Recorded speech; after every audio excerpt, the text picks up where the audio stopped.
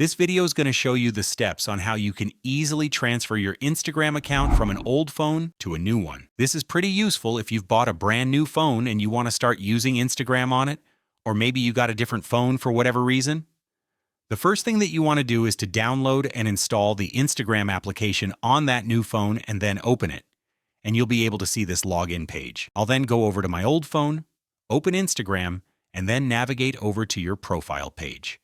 We'll need to enter our Instagram username, and your username will be located at the top of the page.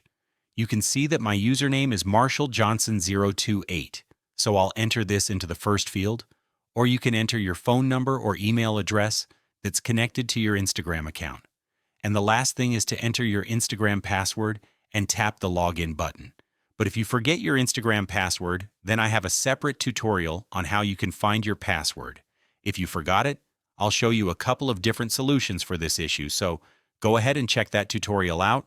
It will be in the video description, as well as the pinned comments down below. So find your Instagram password, enter it with your username, and then log in. Those are the steps of transferring your Instagram account from an old phone to a new one. If you have any questions or comments related to this, please make sure to leave them in the comments down below, and I'll see you in the next video.